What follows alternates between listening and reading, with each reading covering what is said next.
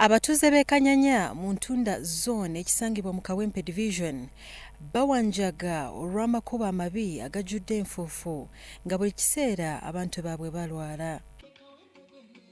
Bano era balina ekizibu kya zikabuyonjo ze bagamba nti zajjula oluvannyuma lw'abantu ate okusuula mu kasasiro. Toyireeti engeri nti gye tubeera mu kisenyi buli enkuba bw'etonya engeri nti emyala giba gyazibikira olw'akasasiro amazzi gayingira mu ki ngoma etoyiza ekisenyi erongose toyi kyekizibu. Bano okwogera bino munnakibiina kya NRM Nambi abadde akyaddeko mu kitundu kyabwe okunoonya obululu era bano bamusabye nti singa ayitamu bw'ati ebiku emyala emibi ne kasasiro byabatandikirako. Kuba enkuba buli weetonya amazzi gayingira mu mayumba g'abantu. Ekyokubiri kasasiro atuli bubi bannange okutulongooserezako ku nguudo koze enfuufu nyingi n'emyala gituuka ne gatuyingirira.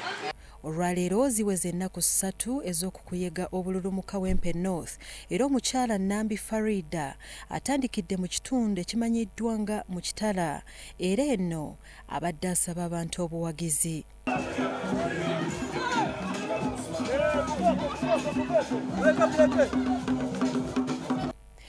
Nambi oluvudde mu kitala ne ttiimu ye yonna ne beeyongerayo era eno atambudde nju ku nju. Bannange ebintu bino byonna property rent yate alese bizinesi zaffe nga nzigale tugenda kuba omulanga.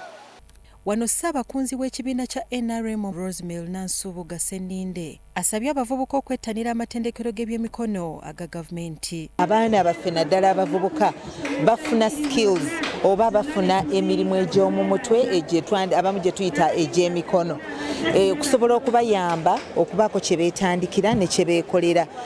Senninde ne Farida babadde balambula ebikolebwa abavubuka abatendekebwa mu by'emikono okuyita mu nteekateeka ya Kampala Presidential Initiative on Skilling the Girl Child. Amasomo g'emikono n'ag'omu mutwe makulu nnyo era gakirooyo alina digiri atalina mulimu olw'okuba go galeeta ssente mu bwangu. Nze nga munnakawempe North ate omubaka addako ngenda kusakira ddala amasomo gano tufune skilling hubs eza state house nga 3 nazo. Dr. Faith Mirembe yakulira enteekateeka y'ebyemikono mu Kampala agamba nti bakwatagana ne Dr. Katana okulaba nga abavubuka mu Kawempe babangulwa mu misomo gy'ebyemikono.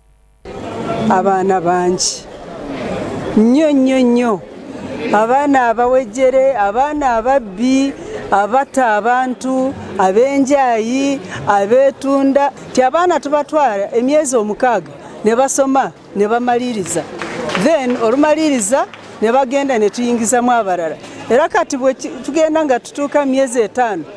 Byawanduru Boni, Salt TV, Omunnyo.